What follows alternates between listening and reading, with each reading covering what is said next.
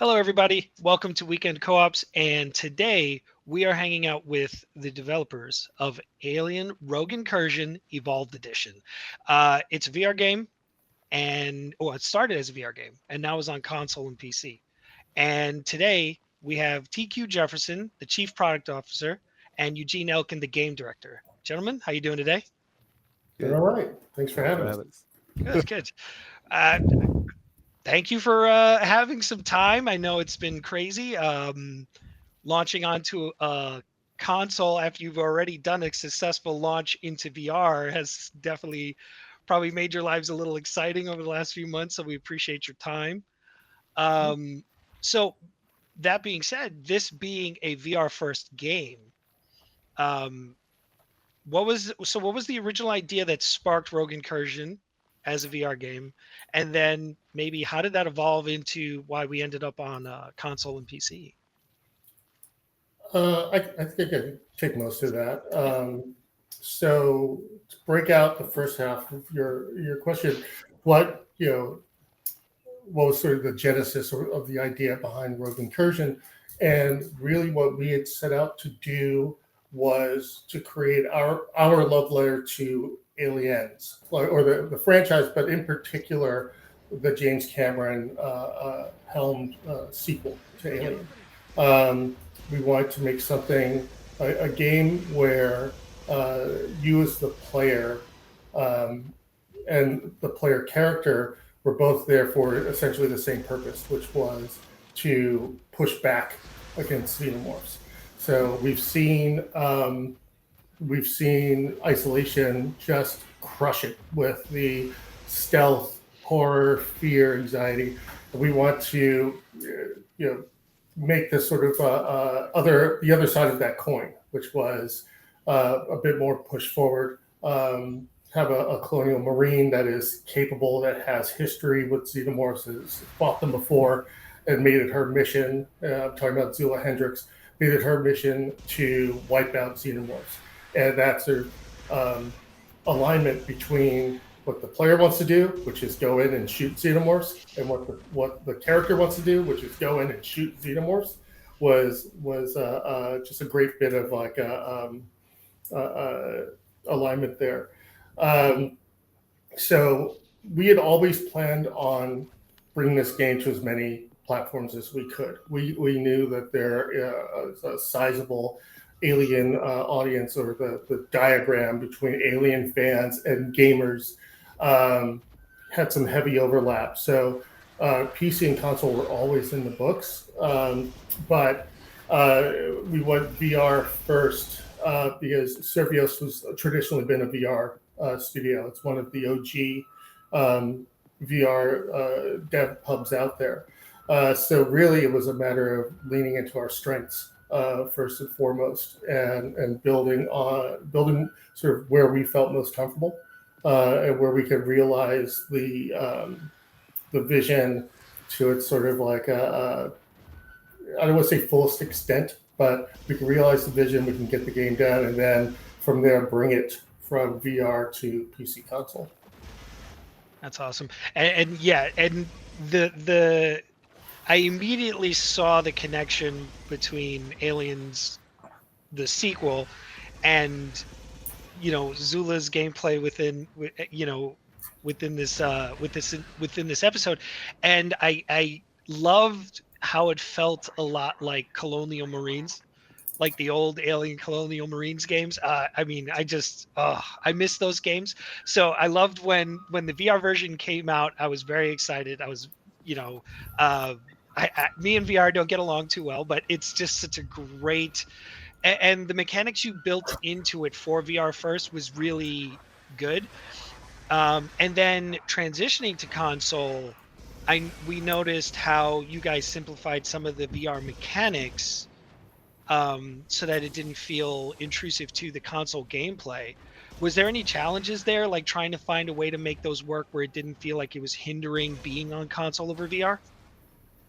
Yeah, um, a lot of that, right? We are. It's not a very common story, I think, for I'm a little tangled up here for to take VR game, or to have a game that's both meant for VR and flat screen or traditional console gaming. So there was definitely a lot of challenges, and like GQ said, we are one of the OG VR developers, and what we pride ourselves on is understanding immersion. And that's why the first thing we did, we put it in VR to really demonstrate all our knowledge and put it into the works of how do we make the most immersive alien game that has been done so far. We want you to step, and it's not supposed to be just scary. There's an element of just badassery, like you are the colonial marine, and it's exactly what we wanted you to feel. We wanted you to feel challenged, scared, but yet fully capable that I can deal with this threat, and I am a trained soldier type deal, right? Coming into flat screen, we knew what the strong points of our game were. We knew our strong suit and what, as a studio, what we're capable of, and how do we retain as much of it as possible. What elements of VR can we keep, because it just inherently so immersive, and you see that in our cinematics. You see, right, we kept it mostly in first person. We try to not break you out and see your character, because that ruins those moments potentially. We added to our interactions the way it's not just why you hit a button and the interaction happens. There's more press. It's asking you to do certain quick time actions just because you feel more connected to Right. it. The way the narrative works, the way miasma is present in the game, right? You can now Xenos move through the environment, and the miasma and the fog is simulated. The particles move around, right? Everything there is to make the player feel and forget the reality. It's kind of just kind of drops off. Right. Yeah, and in VR, you can feel that. Like that's the part about the VR version that I liked so much. Um, was just what you couldn't do like Isolation did. The VR presence kind of gave you that same sense of dread, that same sense of claustrophobia, which the original movie did really, really well. But, taking it out of that same kind of element, but still having an intensity because of the gameplay itself. That trading one for the other without losing that vibe is really great. And I love the graphics as they were in the VR version. On the PC version, it's great. Um, so it kind of still keeps that dark kind of foreboding at times, but then it's also like action sequency. So I really dig those. So when we're talking about that kind of claustrophobic feel and that claustrophobic vibe, with the audio design and everything, how did you guys, what was your philosophy like driving your audio design in this game? Our audio department absolutely killed it, because in this type of game, audio is really half of it. You could probably break it down to equal thirds of visual fidelity, obviously how it plays and how it sounds, because the fear is it's almost it's a secondary thing. It's you hear it just like your Hmm. motion tracker starts to beep Yep. beep. It's not about kind of a jump scare or bodily horror as much as a fear because of anticipation of the imminent threat that's coming. Um, and we spent, really with quite a bit of time, especially in prototype, understanding how we're going to handle our environment and the sounds. That when the Xenos, because the Xenomorphs can climb anywhere, they're in the walls or in the ceiling, they're underneath the floor, and it's all simulated. It's not really faked, as in like, oh, we spawned an enemy right behind you. So as they traverse the environment, they're making footstep sounds and they're clicking on different surfaces. And how does that sound reverberate? How does it make it? How do we make it feel like it's coming from another room? So if you have good headphones on, or if you have 5.1 surround sound, you're able to positionally echolocate it essentially and know where it's coming from. So one, it gives players a technical advantage if they're really careful in listening to sounds to know where the enemy is going to be coming from. But on the other side of the coin, it instills fear, as in it's coming, it's louder, it's getting closer, and you hear it behind the walls, and your head is frantically searching for it. So audio is absolutely crucial, and that's just the sound. And then there's a music element to it, which we could have a whole other call on that, and how the music was composed and dynamic elements in it. And the composer Sarah Barone, who just did an incredible job in it, and awards she won for that, to really raise the tension and the action even farther. Yeah. Yeah, I mean, the atmosphere matters so much in the Aliens universe. It really does. Yeah. Yeah, We I always said that audio, especially in horror, audio is such a load bearing component of horror because it suggests and it lets the viewer, the player, or the audience fill in the blanks. So you get so much more out of a sound, I think, than a visual in some regards. And I've said that the audio is second only to the xenomorph itself in terms of delivering the experience. But then there are things like Eugene mentioned the motion tracker, right? That's an iconic sound. So that has to sound right. The pulse rifle, that's an iconic sound. That has to sound right. And it's not just the pulse rifle, just the raw sound of it. It's the pulse rifle in a hallway that's got X dimensions. That is, this part's underground, this part's above ground. Our audio team were kind of maniacal in a good way about trying to think through all the possible permutations and mastering, remastering, updating the sound constantly on a per room basis. And when we went to PC console, they did the work of remixing everything so that if you have just your TV speakers, it still feels immersive. If you have a 5.1 or 7.1 surround, it feels even more so.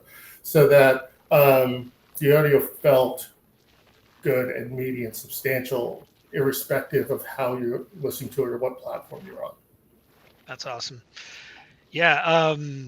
Yeah. And, being big Alien franchise fans, I don't think it would have felt fair if you didn't match it up perfectly. You know what I mean? Like, even coming from you, like, you want the fans and the players to really be into it, but it wouldn't feel right if it just didn't have the right sounds. And the way it's like you're going to see an orchestra and one of the violins is out of tune. That sounds like an explosion. With the backdrop of everything else sounding great. Yeah. So yes, we paid a lot of attention to audio. There's a story that I think kind of answers a little bit of what you were asking regarding the claustrophobia and the audio and the visuals. Is in a very kind of later stages of the game when we were having people come to our office and beta test it and give us opinion on what the game was. There was this person, at the beginning of the game when you're in the ship, spoilers, but the game is out now, so. But you're gonna see Davis in the ship, yep. Right? And yep. The person took his motion tracker out, and he saw his feet go beep, beep, and he refused to leave. It was the craziest thing. He would not go farther because he was so scared, and there was no enemy at the time, right? It was just your companion beeping on the motion tracker, but he refused, and we're just like, no, it's gonna be fine, and he just had like paralysis. Yeah. And it was so cool to see because he hasn't seen action, he didn't even know what was gonna happen, but he was scared. See, and that's the best. That's the most important part about the sound, in which you guys said about the player starts to predict or think of, and that was the genius of the original Alien movie, where you didn't see the alien, I think, for the first 30 minutes of the film. You were just afraid of this specter, and I think that's what's so great. It's got so many decades of fear, and you just know it's coming. Mm-hmm. So you guys have the atmosphere down, you guys have the audio down, you guys got the gameplay solid. Then you got Zula, Hendricks, and Davis, and these are pretty compelling leads, especially for a synth. Spoiler, I apologize. But what went into shaping these characters? Were they based on anybody like within the franchise? Because personally, some of my favorite characters were in the sequel. The Colonial Marines had some of the best characters in horror, sci-fi, and action for decades. Well, Zula and Davis they exist in the franchise. So Zula and Davis were introduced in Aliens Defiance, the comic series by Dark Horse. Really? I think it's now a Marvel reprinted omnibus. But her origin story, her and Davis, and her discovering xenomorphs and making it her mission to find them wherever they are and eradicate them comes from Defiance. And then there's a couple of additional follow-up story arcs called one is Rescue, the other is Resistance. And then she's also in a couple of novels. I want to say Prototype and Inferno's Fall. So she's been around the IP. But she's never been in a game before. She's never been, cameoed in a film, or there's no mention of her in Alien Earth. But one of the things that made her such a great character was that, like I was saying earlier, we wanted a character that was, capable, that was, willingly in this situation of being, locked into a haunted house filled with great white sharks, right? And being there on purpose. So, we wanted to have a character that had more agency and could push back. We want that sense of empowerment and, the sometimes inversion of the sort of power fantasy, which is the cat and mouse of hunter and hunted. It switches hands often in the game. Sometimes you come across them and they're lurking, them being xenomorphs, and they're lurking, and you can maybe get the drop on them, or they've been tracking you and they jump you in numbers, that sort of thing. And having a player character that was up for that, was paramount for us. So Zula was sort of felt tailor-made for this game.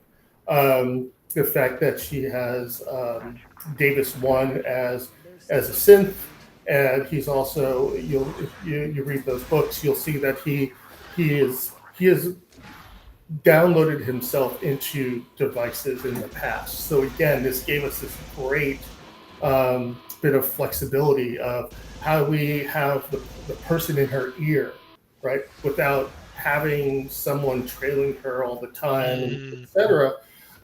So like these two characters, just I couldn't think of, like, if we were to create these two characters, I don't know that we would have quite nailed their fit as well as like these two characters were already just sort of waiting and ready to go.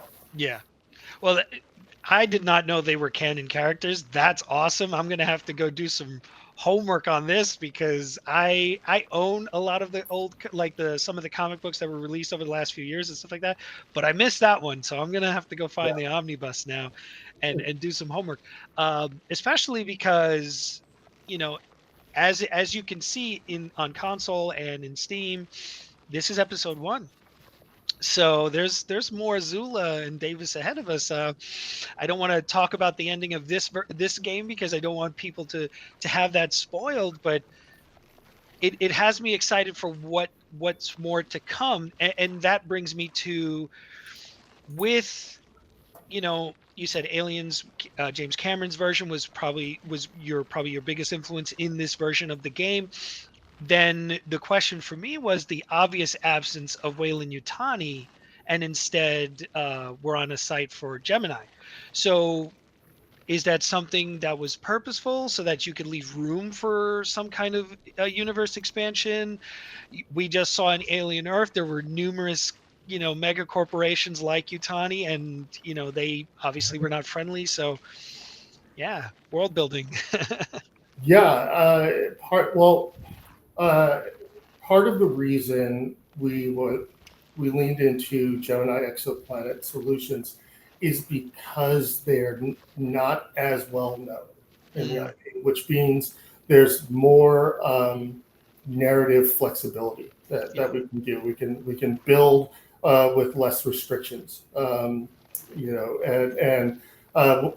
can also create some ambiguity in like who actually worked here. Are these all mustache twirling bad guys? Or there, so like we can infuse it with sort of real people, and that felt you're discovering what happened to this facility as you're exploring through it, since it's already fallen. Spoilers. Right. Um, and being able to understand sort of the human element that was behind all of this, we thought was really interesting. And by not putting the Wayland Yutani logo on that, it's not like a den of villains, right? Yeah. You don't default to, oh, these are the bad guys. So we thought that was really interesting. And then Zula, when you read the comics, you'll see this. Zula knows Amanda Ripley. So Zula's met Amanda Ripley. She's fought a lot xenomorphs alongside Amanda Ripley. That you'll see it Wow. like in Rescue and Resistance. Um, great stories there. Um, so we did enjoy having that sort of dotted line of association with Amanda without bringing in Amanda. Mm. Um, and if you are really paying attention to when you're playing Isolation, you'll see that Gemini Exoplanet Solutions is a corporation that's in Isolation. So they're they're aware of each other. They're in the same universe, but what we got a chance to do here was tell broaden up the franchise, broaden up the story, and say there are more people being affected and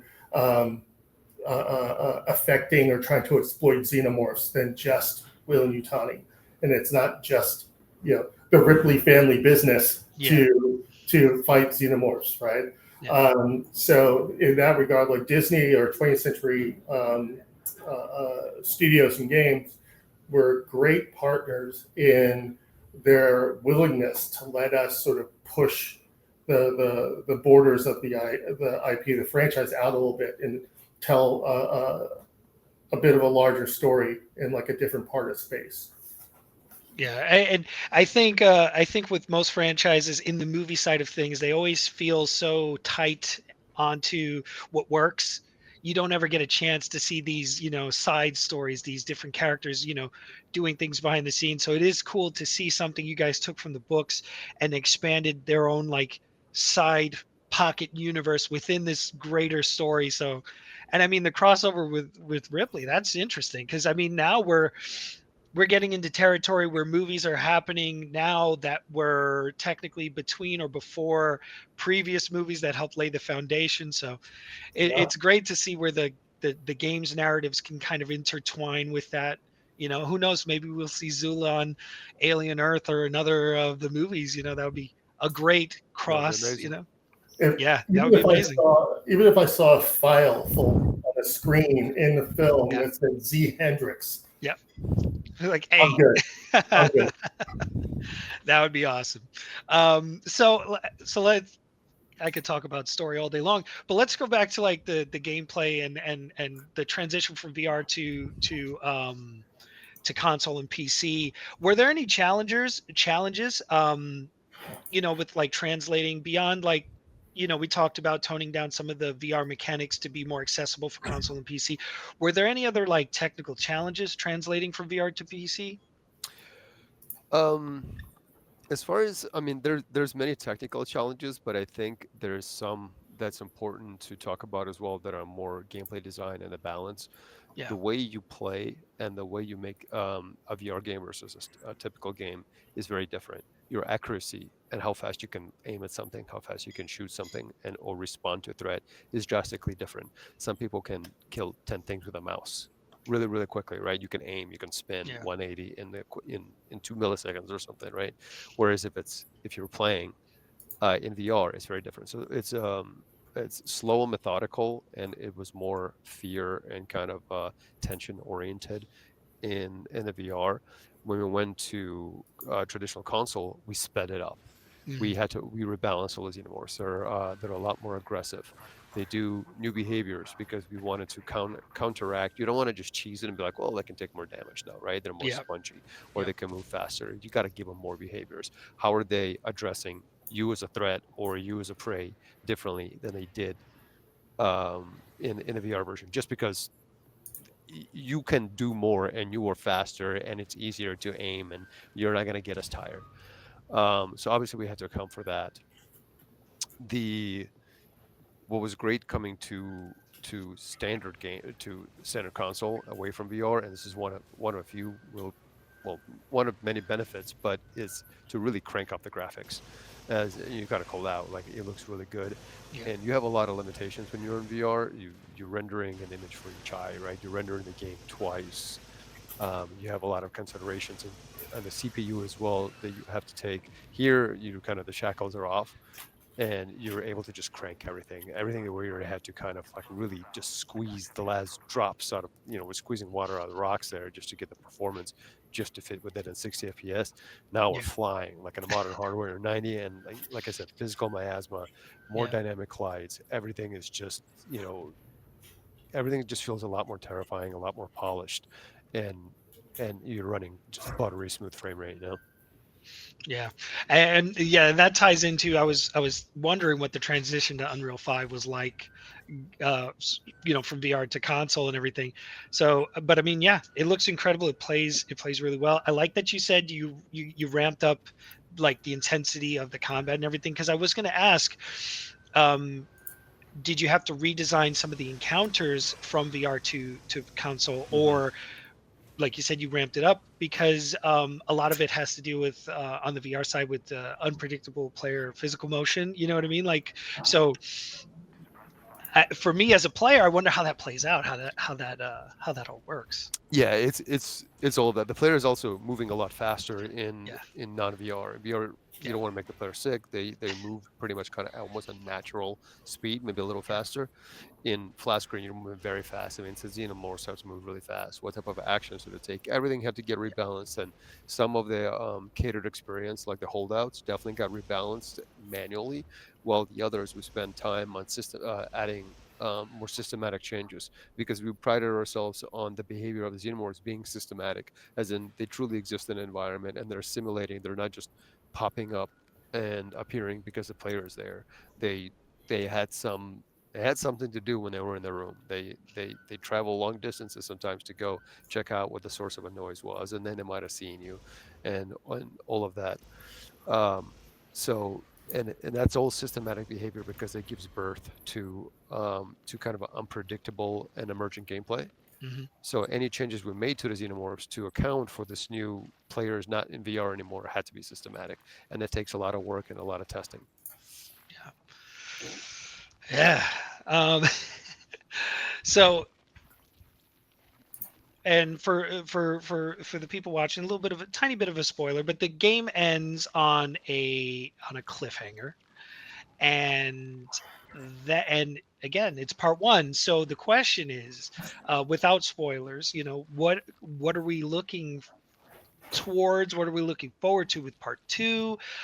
Are there potentially more episodes beyond part two?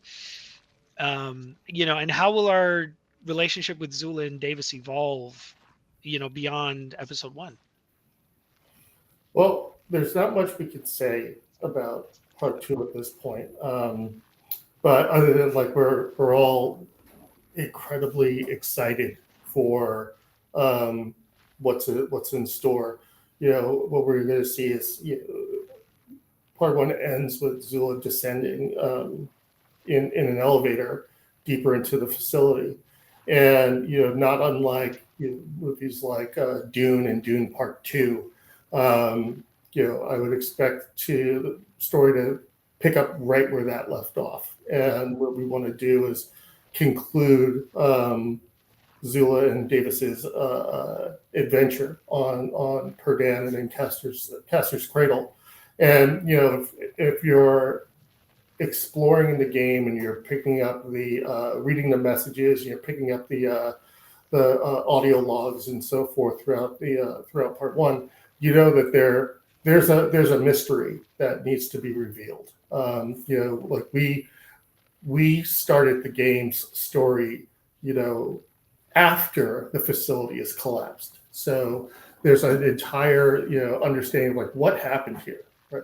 We could all guess, right? But Zilla needs to know for sure. She needs to know. She needs to, make sure that it's wiped out or it doesn't get to happen again. So we're going to be exploring those, answering those questions. All the logical questions coming out of part one. is what we want to address in part two. And I think there's more that I could. There's a lot more I can tell you actually, but I'm not gonna um, because PR would kill me. But Yeah. but yeah, we're just super excited for it because there's just so many ideas that Eugene has and the team has that are not, they were always on the part two, sort of table. So we would roll all that stuff out. That's awesome. That's awesome. Well, so I guess rounding this out, what are and for both of you, what are you both most proud about this version of Rogue Incursion, and like now that it's out in the world, like Eugene? Oh, I'll go first. Yeah. I think, I mean, it's tough to choose just one. yeah, But so I'm just gonna shoot at a random one because I think there's many. I think our ability to capture the the immersion levels of VR mm, and be able to transfer that gameplay that we wanted everybody to experience, and now allowing people to experience really a very similar but yet unique gameplay that's very that's really meant for a different hardware. So now there's a second camp of people who are not VR people that they can have that experience that's still unique to them. I think they were able to figure this out, um, and and and make that quality. I'm super proud of that, and I'm looking forward to more games that are able to handle this multimedia of VR and flat screen and potentially future maybe whatever other new medium is around. I think that's really cool to me. yeah, And for me, one of the things I wanted us to sort of prove out, or I was hoping we would prove out, is just authenticity, like delivering an authentic alien experience, and for fans of the franchise to come away from the game and go, you know what, the folks at Survios get it. They understand Alien. They understand the world. They know how to tell a story, and I want to see what's next. That's the thing that I was most excited about going in, and remain excited about. Sometime later and going into part two is that we've maybe built up a little trust, so that lets us maybe try new things.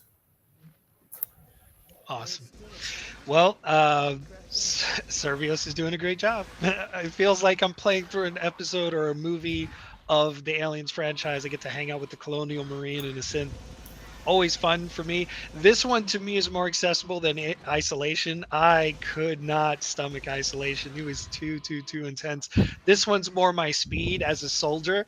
I I resonated deeply with Colonial Marines, especially from Aliens 2.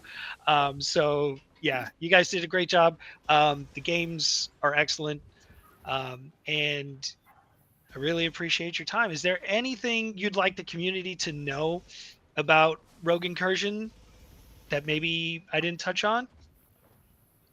Or are you guys good? No, just it's on both VR, it's on PC, Steam, Xbox, PlayStation. It works on ARM computers, so there's a lot of different touch points. We want as many people to play it as possible, and you know we're trying to listen to the community and read feedback, and all of that is useful, and it all goes into questions we're asking ourselves for part two, if not trying to update and fix them right away. So I think that's the thing. We're listening, we're working hard, and thank you to everyone that picked up the game and played it. We appreciate it. Awesome. Yeah, thank you, and thanks everybody who's playing the game. And if you haven't, please check it out.